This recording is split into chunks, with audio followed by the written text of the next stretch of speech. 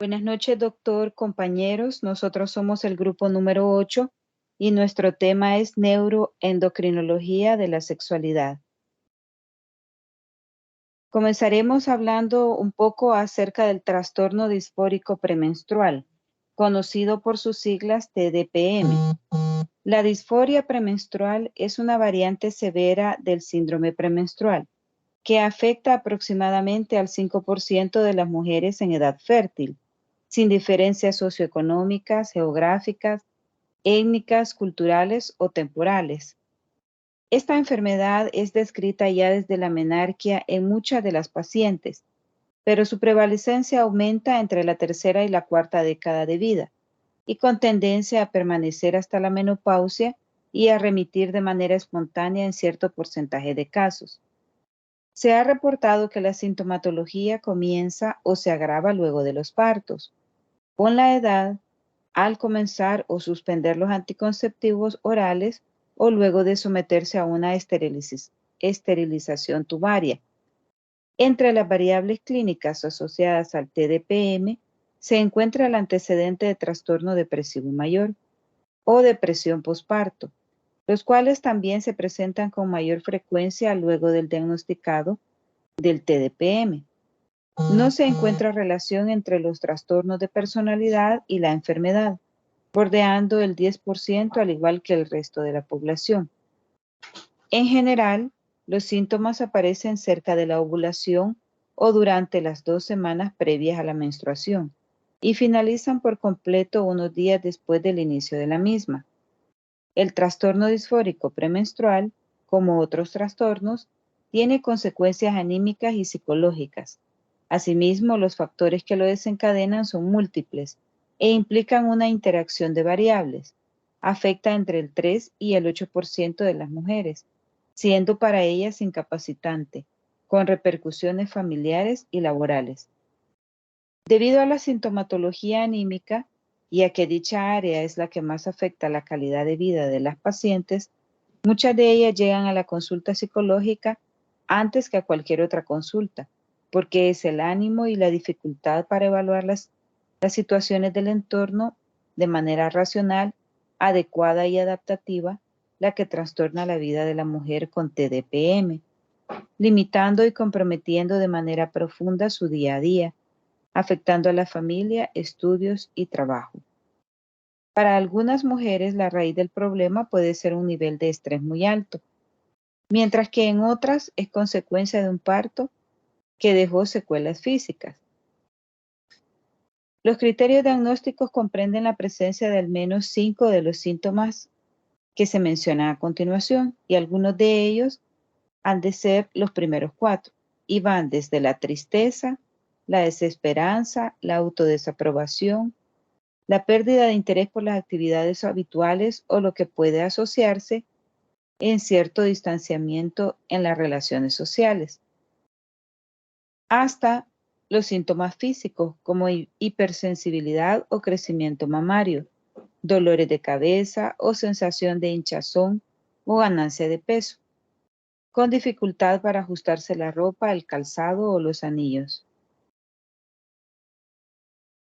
La etiología del TDPM de esta enfermedad no se ha logrado precisar, ya que como vimos es multicausal y por lo tanto cada especialista presta especial atención a su ámbito de acción descuidando el hecho de que somos seres complejos con áreas interactivas. Sin embargo, existen algunas hipótesis. Por ejemplo, la hipótesis hormonal que nos dice que consiste en fluctuaciones hormonales y que dichas fluctuaciones son las que causan disfunciones en las mujeres, tanto físicas como emocionales.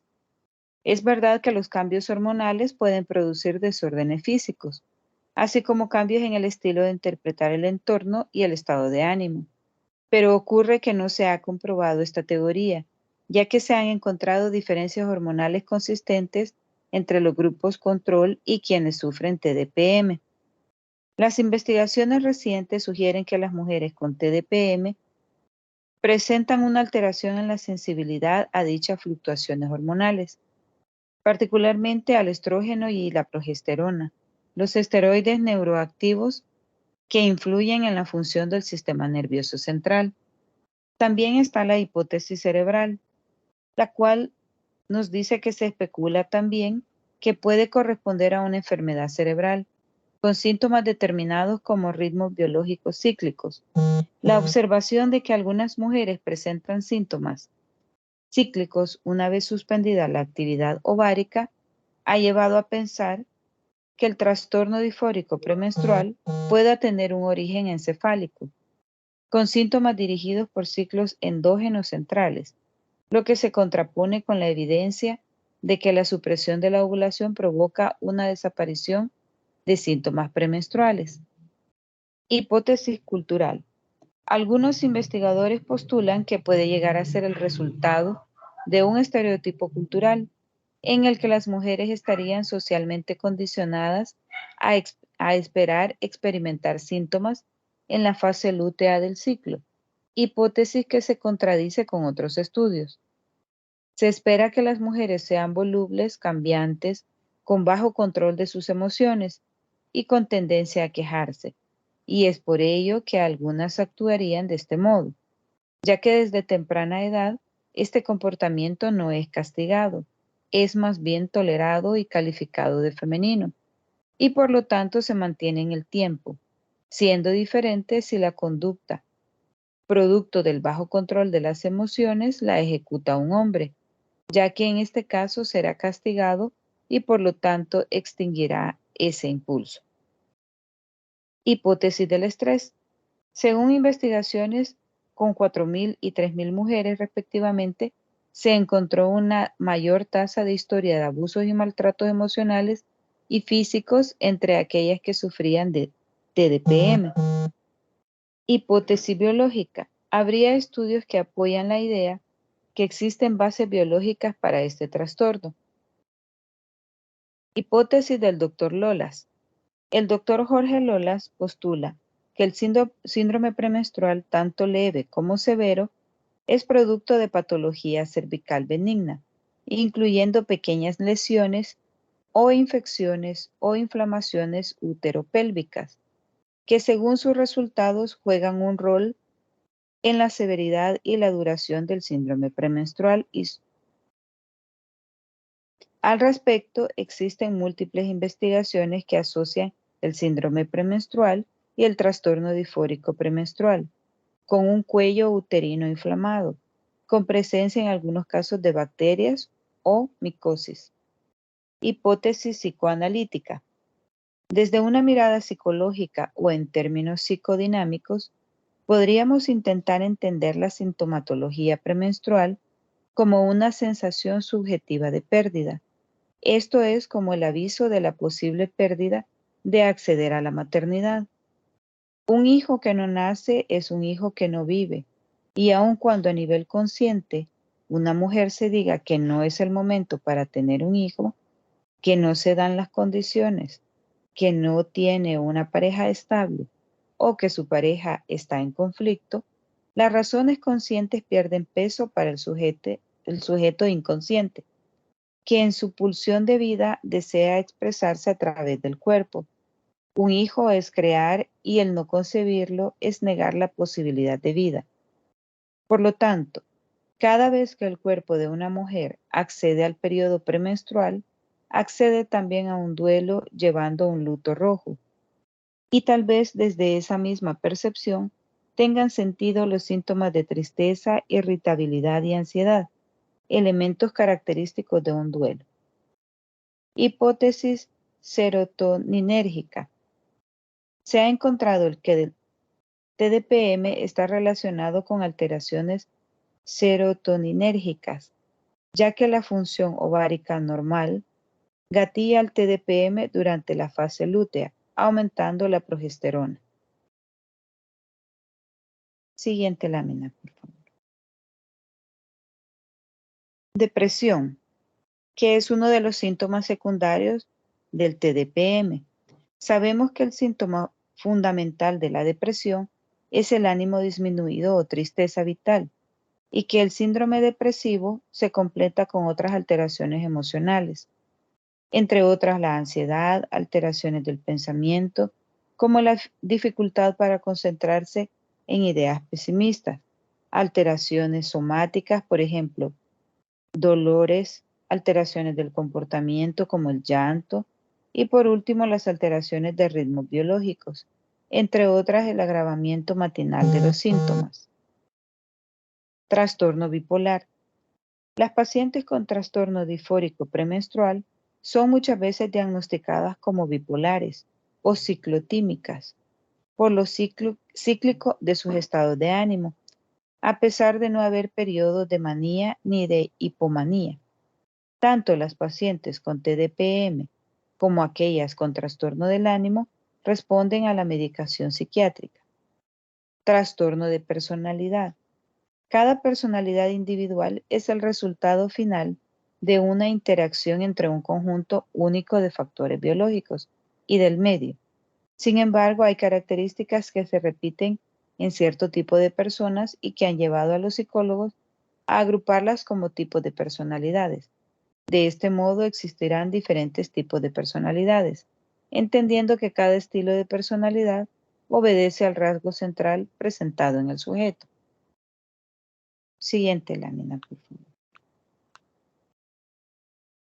En cuanto al tratamiento, como es de suponer, el tratamiento que se da a las pacientes suele estar totalmente relacionado con lo que el profesional de la salud tratante considere que es la causa. Es así que los tratamientos dados a las pacientes varían entre farmacológicos, quirúrgicos, naturistas, nutricionales, psicoanalíticos, psicológicos y una infinidad de combinaciones. Conclusión. Uno como psicólogo puede creer que toda gastritis es producto del estrés, mientras que un gastroenterólogo pensará que es producto de un determinado tipo de bacterias, sin estar ninguno de los dos equivocados, pero tampoco en lo cierto, ya que en la realidad nos comunica que, casi en todos los casos, los síntomas son multicausales. Es todo por mi parte y dejo a mi compañera con el siguiente tema. Buenas noches, yo le voy a hablar sobre el ciclo menstrual y emocional. Trastornos en ciclo menstrual por agentes estresores o cambio de conducta. Para iniciar este estudio definiremos algunos términos relevantes como lo son el ciclo menstrual, trastornos menstruales, el estrés y las emociones. El ciclo menstrual es un proceso natural que viven todas las mujeres, mes con mes, durante su etapa reproductiva. Es un proceso biológico que consiste en una serie de cambios hormonales, fisiológicos y emocionales que sirven para adaptar el cuerpo de la mujer para llevar a cabo un embarazo. El ciclo menstrual sucede cada 28 días, aunque algunas veces puede surgir antes o después, es decir, en un rango que va desde el 21 hasta el 35 días. Esta etapa de duración se le considera como un ciclo menstrual regular, siempre y cuando sea dentro de otras fechas, mes con mes.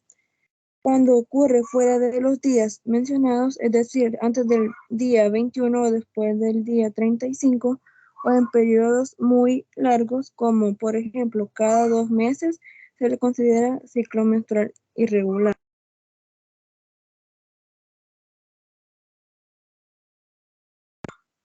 Los trastornos menstruales son las alteraciones que ocurren en el cuerpo de la mujer y que están vinculados a la menstruación. Una primera clasificación de los trastornos menstruales tomarla como base tanto el ritmo de la menstruación como la cantidad del sangrado.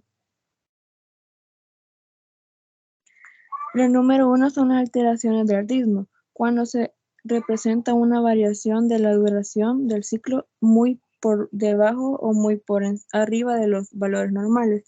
Las alteraciones de cantidad es cuando el volumen de sangrado está muy por debajo o muy por encima de los valores normales. Siguiente, por favor.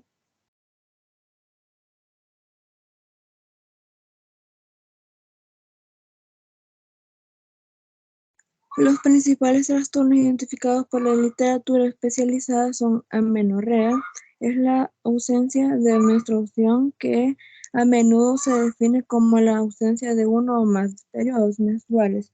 La dismenorrea es el dolor uterino en el momento de la menstruación.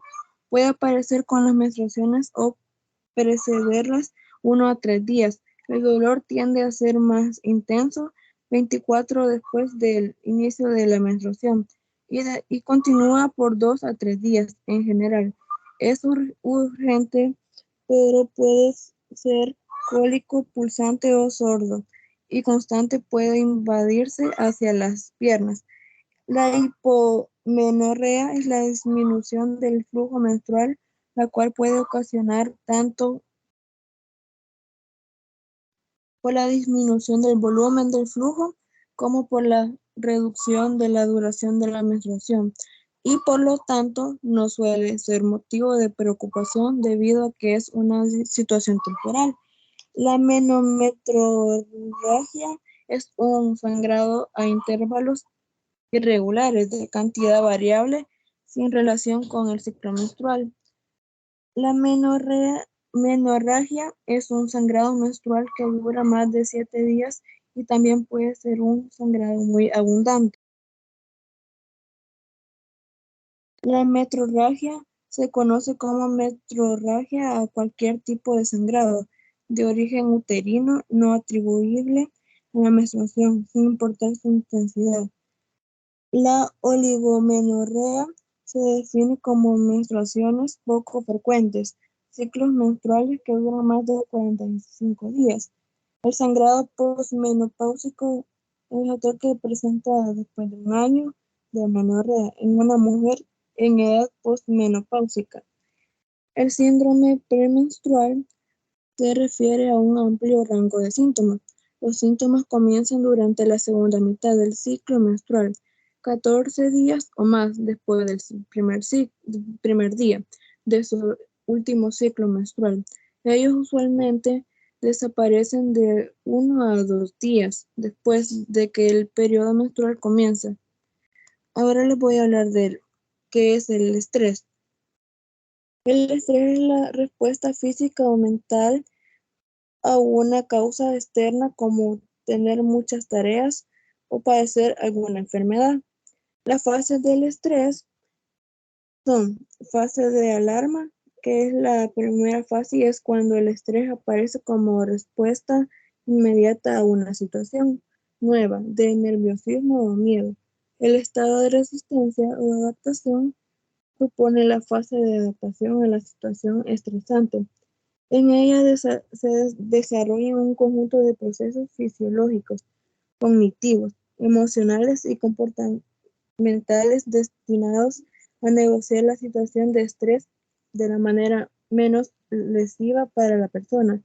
El estado de agotamiento es una sensación de falta de energía, de agotamiento o de cansancio.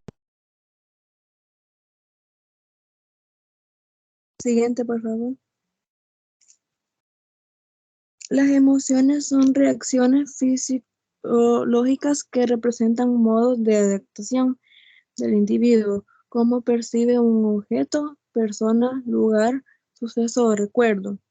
El aislamiento social es la falta de contactos sociales y el tener pocas personas con las que se puede interactuar con regularidad. Puede vivir solo y no sentirse solo o aislado socialmente, o por el contrario puede sentirse solo mientras está con otras personas. El estrés, emociones y trastornos menstruales, el síndrome de estrés y los cambios en las emociones pueden agudizarse si se presentan algunas alteraciones en el ambiente. Esto ha sido todo por mi parte. Los dejo con la otra compañía.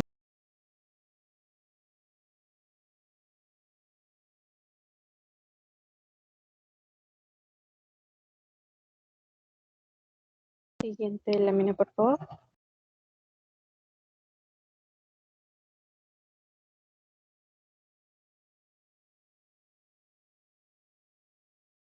Muy buenas noches, compañeros. No sé si podría pasar la lámina para que... Muy bien. Buenas noches. En este momento vamos a tratar de desarrollar un poquito acerca del ciclo menstrual y psicología, ¿verdad? Con respecto a la parte del comportamiento y, bien, al hablar del estado de ánimo de las mujeres durante el ciclo reproductivo son diversos los temas a tratar, ¿verdad? Por ejemplo, por el simple hecho, como nosotros bien sabemos, de ser del sexo femenino, se sufre mayor riesgo de poder tener depresión, ansiedad. Las mujeres son muchísimo más susceptibles a enfrentar cambios con respecto al proceso de comportamiento, ¿verdad? Por eso es que usualmente, y nos parece risible, pero es un mal chiste el que digan que eso que dicen que las mujeres son locas, son bipolares, porque realmente son parte de lo que se vive día con día, ¿verdad? Porque si bien sabemos, los hombres son los que más pueden notar todos aquellos comportamientos que usualmente las mujeres tienen, ¿verdad? Pobrecitos de ellos, pero ni modo, nos toca a nosotros sufrir los comportamientos y a ellos las consecuencias de esto, ¿verdad? Lamentablemente, nuestra carga es muchísimo mayor que la de ellos con respecto a las cuestiones hormonales y esto es lo que se deriva con respecto a este tipo de cambios, ¿verdad? En la actualidad son muchísimas las razones por las cuales se podría plantear un panorama muy amplio, ¿verdad? Sobre los cambios que una mujer puede enfrentar a lo largo de su vida, tanto en el cambio físico como mencionábamos en la parte psicológica, ¿verdad? Al hablar del estado de ánimo en las niñas y en las adolescentes, muchos estudios han demostrado que la depresión en las mujeres era atribuida principalmente a todos aquellos procesos de menopausia, ¿verdad? Anteriormente no tenían un conocimiento muy claro con respecto a qué era lo que se estaba enfrentando, pero hoy día es parte de nuestro conocimiento que sabemos que, sin embargo, las niñas a muy temprana edad ya comienzan a sufrir diversos inconvenientes, ¿verdad? Hay un estudio que es de Fisher y Cole que nos ha demostrado la prevalencia de los síntomas físicos y emocionales durante el ciclo menstrual. Diversos estudios dejan claro la evidencia de que la depresión juega un papel muy importante y relevante a la hora de que los niños y principalmente las niñas se desarrollan. Estos estados de ánimo se demostraron principalmente, por ejemplo, con impulsos como tristeza, dificultades para poder conciliar el sueño, eran parte de las manifestaciones principales que se notaron en la evidencia de este estudio que presentó, como les comentaba, ¿verdad? De igual forma, hay muchísimos síntomas que pueden dejar en evidencia que principalmente se dan en la etapa del desarrollo sexual. Con respecto al tema de las mujeres y la edad reproductiva, recordemos que en los últimos días del ciclo menstrual todo va retornando nuevamente, ¿verdad? Como bien lo dice su nombre, es un ciclo, todo comienza a retomar nuevamente sus inicios, disminuye la progesterona. También podemos conocer el síndrome premenstrual, que está caracterizado principalmente por cambios importantes tanto en el estado de ánimo durante varios días previos a que la mujer sufra todos estos cambios, ¿verdad? Y este ciclo, uno de los principales y los que probablemente más notorios son es el de aproximadamente un 80% de las mujeres presentan la irritabilidad en un periodo estimado de inclusive una semana previo el que su periodo de inicio, ¿verdad? De igual forma, podemos hablar acerca de las mujeres durante la perimenopausia y la postmenopausia, ¿verdad? Recordemos que este es un fenómeno que principalmente está caracterizado por sufrirlo específicamente la especie humana, ¿verdad? Estudios han demostrado que principalmente somos nosotros los que nos vemos influenciados principalmente en este tipo de situaciones. ya que recordemos que en esta etapa las funciones ováricas y las de reproducción, que es uno de los principales que se ve disminuido entre un periodo estimado de los 42 a los 55 años. En la posmenopausia, en cambio, el cambio más importante podríamos mencionar que es con respecto al estrógeno, ¿verdad? Estudios han demostrado que inclusive se da una disminución en el deseo sexual, cambios en el comportamiento. Un dato muy importante es que puso en evidencia una relación inclusive negativa con respecto a la parte del deseo sexual, ya que las mujeres se ven disminuidas en cuanto a esta parte, hablando de la posmenopausia, ¿verdad? Y también se dan muchísimo los síntomas de depresión, la ansiedad e inclusive, como bien sabemos, el síndrome llamado del nido vacío, ¿verdad? Que es cuando los chicos ya comienzan a abandonar sus hogares, ya los padres comienzan a quedar solos y usualmente se da en esta etapa principalmente. Siguiente, por favor. Las diferencias genéticas y los estados de ánimo. Nosotros bien sabemos y podemos notar una diferencia en el comportamiento femenino como el masculino, y esto se atribuye principalmente a toda la organización neuronal que nosotros tenemos, ¿verdad?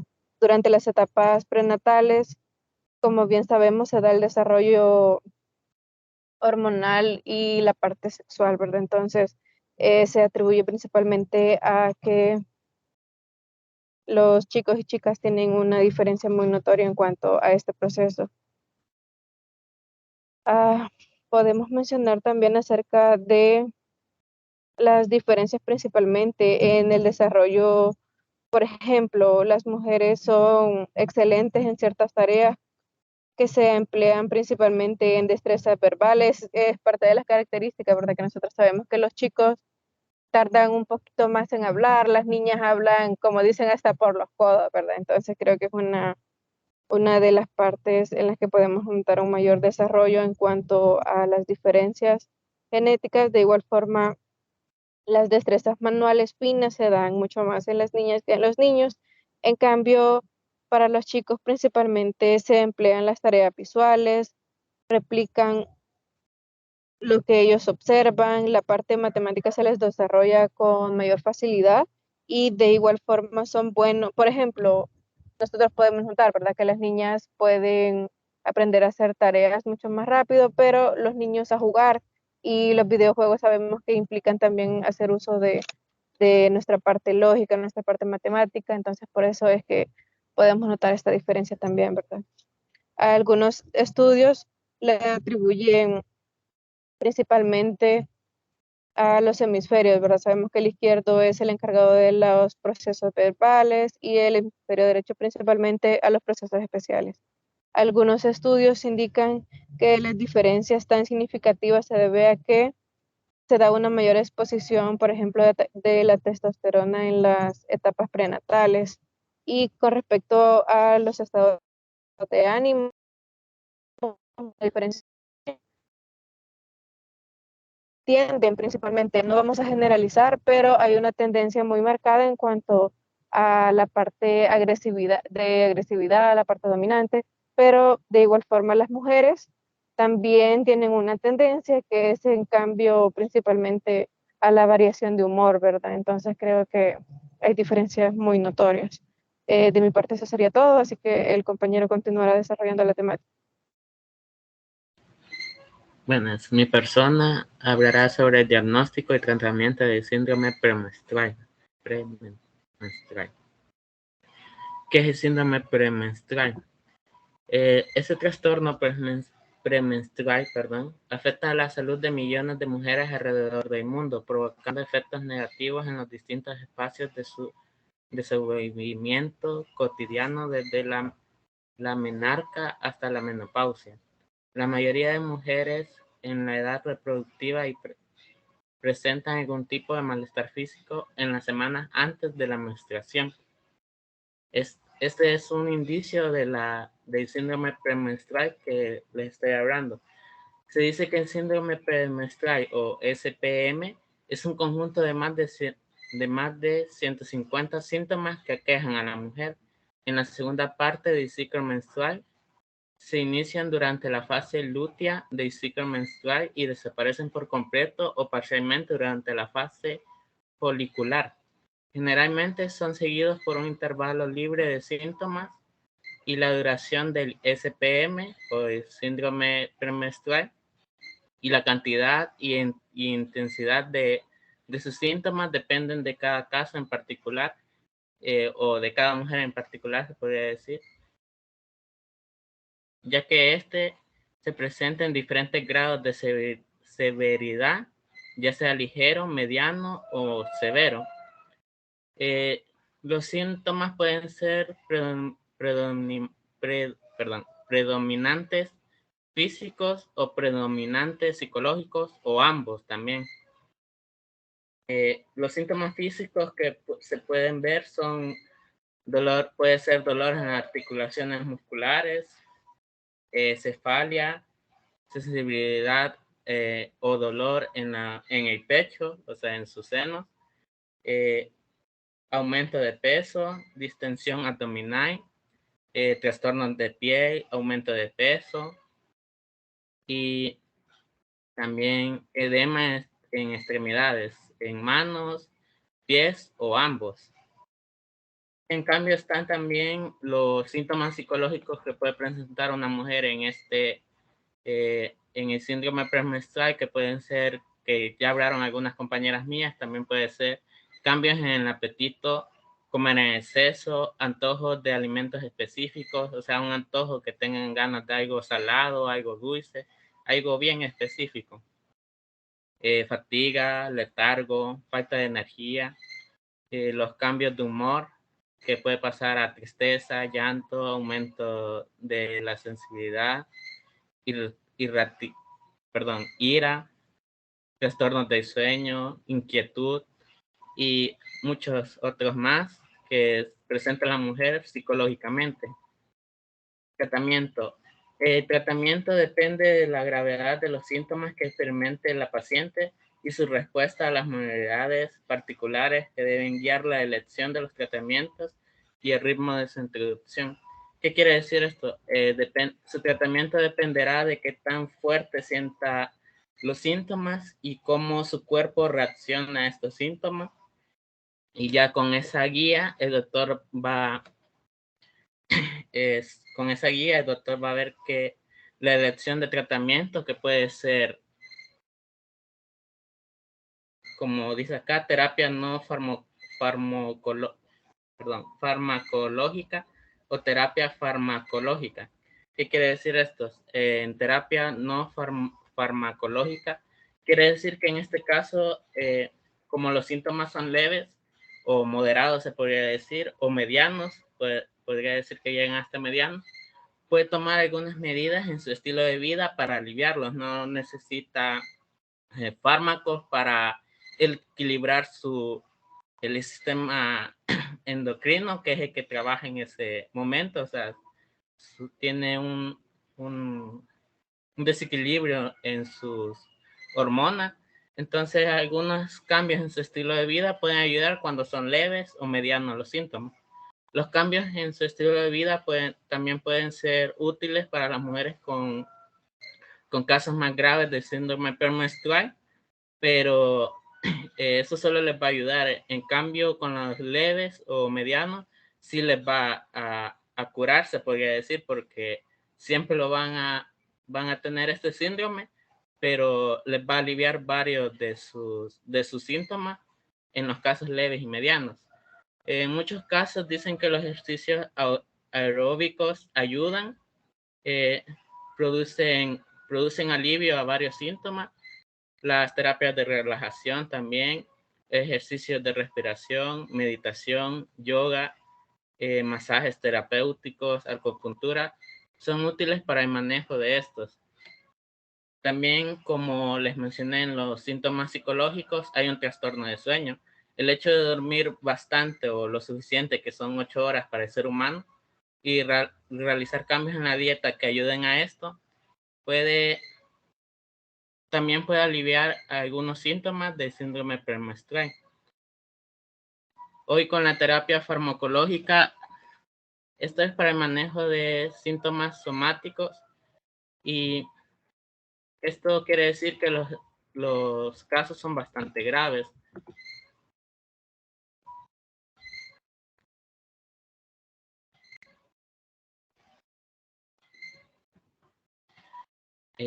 Dice que también que la administración de las dosis, el doctor tiene que analizar el caso para ver cuánta dosis le puede ayudar a aliviar los síntomas, como en diferencia, como en terapia no farmacológica, con unos cambios en el estilo de vida aliviaban los síntomas, pero en este caso necesita una dosis exacta de alguna medicina para aliviar los síntomas. Administradas en la fase lútea, es efectiva para reducir la distensión abdominal, edemas, molestias en los senos y el estado de ánimo. Se administran antiinflamatorios también, no esteroideos. Pueden ser un tratamiento efectivo para la dismonorrea.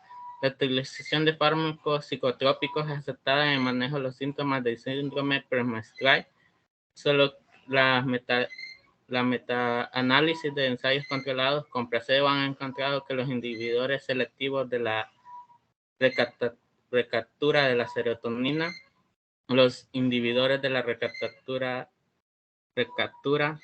o los de la serotonina y la noradrenalina son eficaces en la reducción de los síntomas del estado de ánimo y físico.